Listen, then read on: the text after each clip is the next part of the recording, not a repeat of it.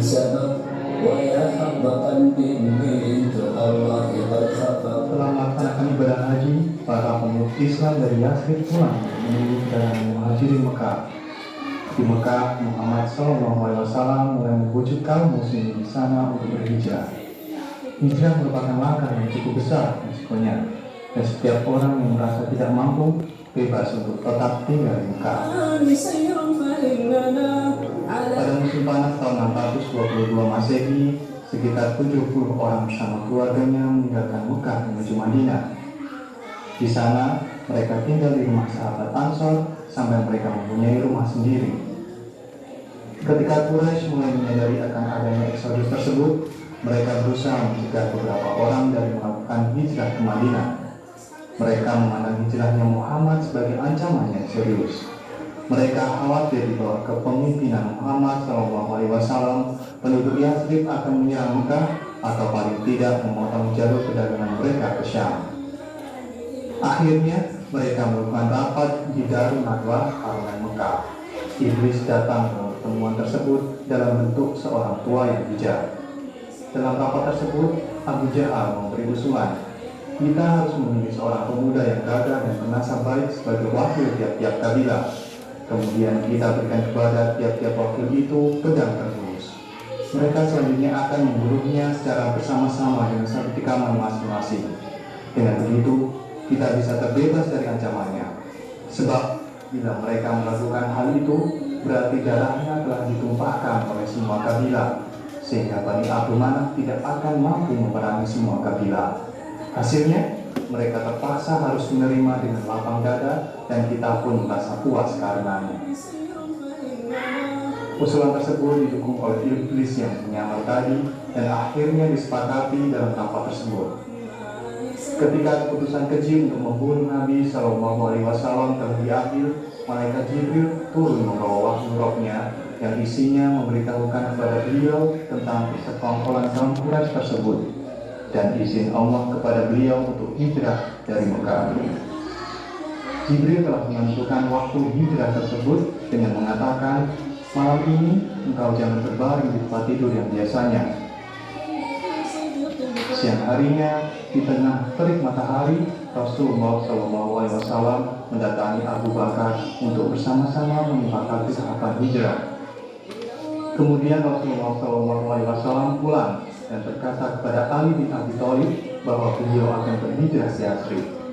Pada malam harinya, Rasulullah SAW memberikan perintah kepada Ali, tidurlah di tempat tidurku, berselimutlah dengan kuda hijau yang berasal dari Hadramaut milikku ini. Gunakanlah untuk tidurmu, sebab tidak akan ada sesuatu pun yang engkau benci dari mereka yang mampu menjangkaumu. Bila akan tidur, biasanya Rasulullah selalu memakai kudanya tersebut. Seiring berjalannya malam, para pembunuh utusan Quraisy telah berkumpul mengepung rumah Rasulullah SAW. Sementara Rasulullah telah berhasil keluar dan menembus barisan-barisan mereka, beliau memungut setumpuk tanah dari Al-Baqarah, lalu menaburkannya ke arah kepala mereka. Ketika itu, Allah telah mencabut pandangan mereka dari melihat beliau, sehingga tidak dapat melihat beliau, sedangkan beliau membaca firman-Nya. Dan kami adakan di hadapan mereka dinding dan di belakang mereka dinding pula, dan kami tutup mata mereka sehingga mereka. Nah, setelah kita menonton video tadi, Ibu jelaskan tugas kelompoknya masing-masingnya. Yang pertama kelompok 1 itu bertugas nanti membuat sebuah peta mengenai perjalanan kisah hijrah Nabi Muhammad ke Madinah dengan memanfaatkan barang yang ada di sekitar sini. Nanti bisa dipinjam apa yang bisa dipakai untuk membuat peta seolah-olah itu merupakan peta kisah hijrah Nabi Muhammad ke Madinah. Kelompok 2 itu menceritakan peta berdasarkan gambar yang Ibu sediakan melalui lembar kerja kelompok. Nah, sementara kelompok 3 itu menceritakan kisah hijrah Nabi Muhammad ke Madinah sebagaimana yang sesungguhnya ditonton. Ada paham tugasnya? Ada paham?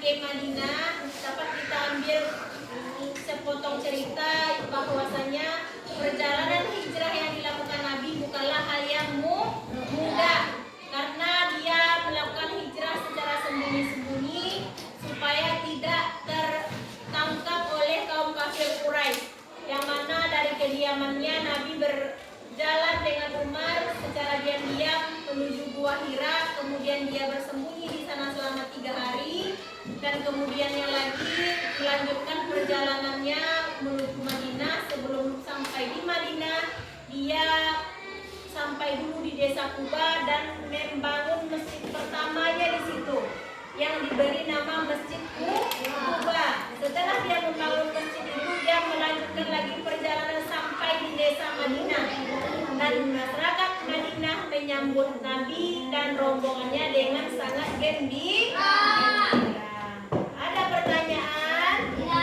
Silakan jawab soalnya. Nggak usah bawa soal. Ya, udah siap tugasnya? Kelompok 1 silakan Adi kumpulkan tugas kawan-kawannya. Kelompok 2 kumpulkan Akifa. Kelompok 3 kumpulkan Ara. Perwakilan ke depan mengantarkan tesnya.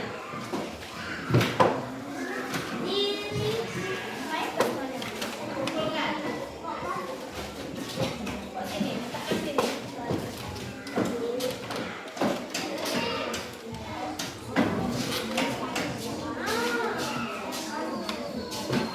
Nah, mana lagi?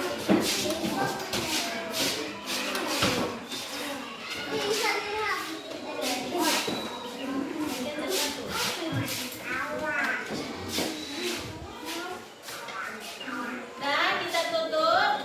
Itulah pertemuan kita pada pagi ini. Kita ucapkan Alhamdulillahirrahmanirrahim. Semoga apa yang kita pelajari bisa tinggal di kepala dan kita bawa